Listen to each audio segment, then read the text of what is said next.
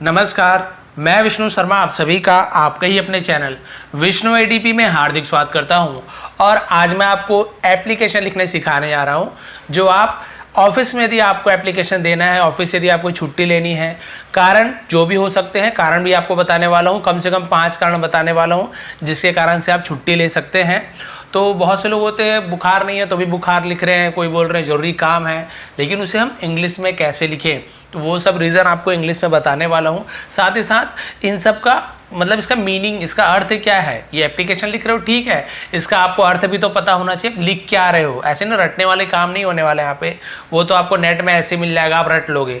रटना नहीं है, समझना है एप्लीकेशन को, हमें लिखना क्या क्या है, किन किन चीज़ों का हमें यहाँ पे ध्यान रखना है, कहाँ से एप्लीकेशन स्टार्ट करना है, कहाँ पे हमें बीच से स्टार्ट करना है, कहाँ पे किस लाइन को हमें फॉलो करना है, हर एक चीज़ सिखाऊंगा। इससे क्या होता है, बहुत ही अच्छा आपका इम्पैक्ट पड़ता है, बहुत ही अच्छा प्रभाव पड़ता है सामने वालों पर। यदि आपके बॉस हैं या कोई भी है तो वो देखेंगे कि अच्छा हाँ, ये तो इंग्लिश में एप्लीकेशन लिखा हुआ है, अच्छा लिखा हुआ है, और यदि कुछ पूछते हैं तो उसका आंसर भी आप जानते हो, तो अलग ही प्रभाव पड़ेगा। तो चलिए लेट नहीं करते, स्टार्ट करते हैं। एप्लीकेशन फॉर लीव, छुट्टी के लिए आवेदन पत्र जिसे हम कहते हैं। तो सबसे पहले टू का यूज़ करते हैं, जिसे प्रति कहते हैं। प्रति, किसी के लिए एप्लीकेशन लिखते हैं तो हम स्टार्टिंग में टू का यूज़ करते हैं। उसके बाद आप जिसको एप्लीकेशन लिख रहे हो, द मैनेजर, ठीक है, मैनेजर है तो मैनेजर। यदि आप उन्हें एचओडी बोलते हैं, हेड ऑफ डिपार्टमेंट है, तो आप एचओडी लिखिए। आप उसे बॉस कहते हैं या जिस भी नाम से आप उन्हें जानते हैं, उनका जो भी उनका पोस्ट है, डिजिग्नेशन उनका जो है, पद जो है, उनको वहाँ पे आपको लिखना है। ठीक है, मैंने मैनेजर लिख दिया, आप जो बोलते हैं वो लिखेंगे। फिर कंपनी नेम या फिर आपका ऑफिस का नेम यहाँ पे आपको लिखना है। उसके बाद कंपनी एड्रेस या फिर ऑफिस का एड्रेस है उसे लिखना है। ठीक है, नेम और एड्रेस ये आपको लिखना है इतना। फिर यहाँ पे कंप्लीट हो जाएगा ये वाला सेक्शन। उसके बाद आपको क्या करना है, ये जो टू लिखे उसके बिल्कुल नीचे में ही है ना, या कहीं से भी स्टार्ट नहीं कर देना है, बिल्कुल यहाँ से देखिए। टू लिखने के बाद हम थोड़ा सा राइट से लिखे हैं। फिर यहाँ से आप देखेंगे सब्जेक्ट। सब्जेक्ट यानी क्या होता है, एप्लीकेशन किस चीज़ के लिए आप लिख रहे हो, तो आपको लिखना पड़ेगा सब्जेक्ट में। वो इसे देखते ही समझ जाएंगे ये जो एप्लीकेशन है वो किस लिए है। तो यहाँ पे लिखा हुआ है एप्लीकेशन फॉर लीव। एप्लीकेशन यानी आवेदन, फॉर यानी होता है के लिए, लीव यानी छुट्टी, जिसे हम हिंदी में अवकाश कहते हैं। अवकाश के लिए आवेदन पत्र या फिर छुट्टी के लिए आवेदन पत्र, ये भी क्लियर हो गया। उसके बाद हमें क्या करना है, सब्जेक्ट के नीचे आपने देखा है, जैसे हम हिंदी में लिखते हैं ना महोदय या महोदया, सर है तो सर, मैम है तो मैम, तो वैसे ही हम यहाँ पर रिस्पेक्टेड, जैसे हम बोलते हैं आदरणीय, उसे इंग्लिश में क्या बोलते हैं, रिस्पेक्टेड सर या फिर रिस्पेक्टेड मैडम। ठीक है, उसे मैम ऐसे शॉर्ट में बोलते हैं। तो यहाँ पे आप देख सकते हैं, या तो सर लिखेंगे या फिर मैडम लिखेंगे आप। तो रिस्पेक्टेड सर या रिस्पेक्टेड मैम, दोनों में से एक आप लिखना है। यदि मैनेजर या आपके बॉस मैम है तो मैम, सर है तो सर। ये तो क्लियर हो गया। फिर हमें स्टार्ट कैसे करना है, यहाँ तक एंड हुआ, जहाँ से एंड हुआ वहाँ से नीचे से आपको स्टार्ट करना है। एंड होने के नीचे से, ऐसे नहीं कि यहीं से स्टार्ट कर दे रहे हो, ये सही तरीका है। एंड हुआ उसके नीचे से, जहाँ से कॉमा खत्म हुआ वहाँ से स्टार्ट करना है। तो हमें क्या स्टार्ट करना है, with due respect. With due respect, इसका मतलब क्या होता है, पूरे सम्मान के साथ। विथ यानी साथ, ड्यू रिस्पेक्ट यानी सम्मान के साथ, पूरे सम्मान के साथ। I would like to inform you that, ठीक है, I would like to, I would like का मतलब होता है मैं करना चाहूंगा। इन्फॉर्म, इन्फॉर्म यानी होता है सूचित करना, जानकारी देना। I would like to inform यानी मैं जानकारी देना चाहूंगा, यू यानी आपको, दैट, दैट यानी कि। तो पूरा सेंटेंस का मतलब क्या हुआ, I would like to inform you that, मैं आपको सूचित करना चाहूंगा कि। अब वो सूचना दे रहे हैं, कारण दे रहे हैं, क्या सूचना दे रहे हैं, देखिए क्या जानकारी दे रहे हैं। तो यहाँ पे देखिए आप अलग अलग तरीके से आपको मैंने लिख के दिया है, आपको जो सही लगे या जो वाजिब रीज़न है वो आप यहाँ पे सही रीज़न को आप यहाँ पे लिख देंगे। जैसे सबसे ईजी वाला यहाँ इन्फॉर्म यू दैट, उसके बाद आपको यहीं से स्टार्ट करना है। ये तो मैंने अलग अलग लिख दिया है, आपको कुछ कॉमा नहीं देना, यही दैट के बाद आपको स्टार्ट कर देना है, जो इनमें से आपको जो पसंद है या फिर एक्चुअल में जो रीज़न है। तो आप क्या लिखेंगे, यदि आपकी तबीयत खराब है, बहुत खराब है, हाई फीवर है, तो आप क्या लिखेंगे, inform you that I am suffering from a high fever. ठीक है, आई am suffering from a high fever यानी मैं तेज बुखार से पीड़ित हूं। सफर करना यानी पीड़ित होना। तो इस प्रकार से हिंदी में होता है, उसे हमें इंग्लिश में लिखना है। तो यहाँ से आप स्टार्ट कर देंगे, आई am suffering from a high fever, बस हो गया। उसके बाद क्या लिखना है वो नीचे मैंने दिया हुआ है पूरा नीचे, लेकिन इसके अलावा आप और क्या लिख सकते हैं, इसके अलावा आप और लिख सकते हैं कि आई एम नॉट फीलिंग वेल। यदि आपको बुखार नहीं है, किसी कारण से आपको और कुछ लग रहा है, उतना अच्छा नहीं लग रहा है, तो आप केवल ये लिख सकते हैं inform you that I am not feeling well. ठीक है, ये लिखिए या फिर ये लिखिए। तो आप ये भी लिख सकते हैं कि मुझे अच्छा महसूस नहीं हो रहा है, अच्छा फील नहीं कर रहा हूँ। या फिर आप क्या लिख सकते हैं कि आई am down with fever and flu. Down यानी होता है वही कमज़ोर हो जाना, नीचे हो जाना। मैं बुखार और फ्लू से क्या हूँ, कमज़ोर हो गया हूँ, कमज़ोर हूँ, ये भी लिख सकते हो आप। या फिर आपका कोई कारण है ना, कोई आपका रीज़न है, उस कारण को आप बताना नहीं चाहते हैं, पर्सनल मैटर है, तो आप क्या लिख देंगे, inform you that I have some personal reasons. बस आई हैव सम, हैव यानी किसी के पास कुछ चीज़ होना, आई हैव यानी मेरे हैं, सम यानी कुछ, पर्सनल यानी होता है व्यक्तिगत, जिसे निजी भी कहते हैं, रीजंस यानी होता है कारण। ठीक है, मेरे कुछ निजी कारण हैं, मेरे कुछ निजी कारण हैं, बस यहाँ तक क्या आप लिख देंगे। भाई आप नहीं बताना चाहते, कुछ पर्सनल कारण है, तो आप ये भी लिख सकते हो, बुखार है जरूरी नहीं है, बुखार नहीं है तो आप ये लिख दीजिए I have some personal reason, बस यहाँ लिख देंगे I have some personal reason. उसके बाद मैंने बताया नीचे क्या लिखना है अभी आपको बताऊंगा।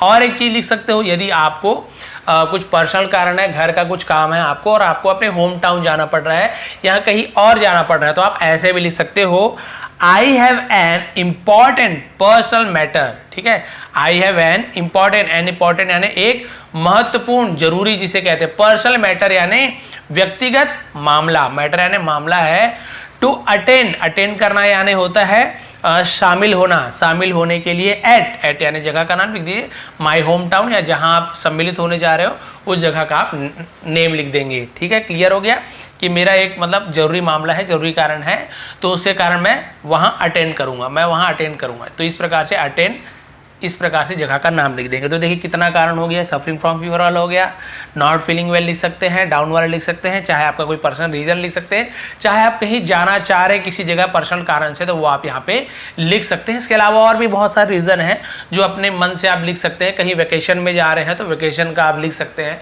लेकिन ऐसे तो छुट्टी मिलती नहीं वेकेशन के, लंबा चौड़ा कुछ डालना पड़ता है, तो ये सब सिंपल कारण है। अब ये कारण लिख लिया आपने, दैट के बाद कोई भी एक कारण चूज करके आप लिख लेंगे। उसके बाद आपको क्या करना है, जैसे ही आप वो कारण लिखेंगे, ये रीजन वाले यहाँ पे एंड होता है, तो उसके बाद आपको क्या करना है, उसके साथ ही, नीचे नहीं, उसके साथ ही आपको ये आगे बढ़ाना है। क्या आगे बढ़ाना है, रीजन लिखने के बाद ड्यू टू विच यानी जिसके कारण, ड्यू टू विच जिसके कारण, आई विल नॉट या फिर वॉन्ट, तो विल नॉट को वॉन्ट भी कहते हैं शॉर्ट में, विल नॉट ना लिखे वॉन्ट भी लिख सकते हैं। थोड़ी ज़्यादा अच्छी इंग्लिश सीखनी है तो आप वॉन्ट का यूज़ करेंगे तो थोड़ा उन्हें ज़्यादा अच्छा इम्पैक्ट पड़ेगा उनके पास, उनके सामने। ड्यू टू विच जिसके कारण, I will not be able या फिर I won't be able to come to the office. तो एबल होना यानी होता है सक्षम होना, समर्थ होना। To come to the office यानी मैं ऑफिस आने में, कार्यालय आने में असमर्थ हूँ। ड्यू टू जिसके कारण मैं ऑफिस आने में असमर्थ हूँ या शामिल नहीं हो पाऊंगा, विल नॉट यानी नहीं हो पाऊंगा। ठीक हो गया। उसके बाद क्या लिखिएगा, फ्रॉम, अब आपको समय बताना है कब से कब, तो फ्रॉम लिखेंगे FROM। ठीक है, मैंने धोखे से ई लिख दिया था।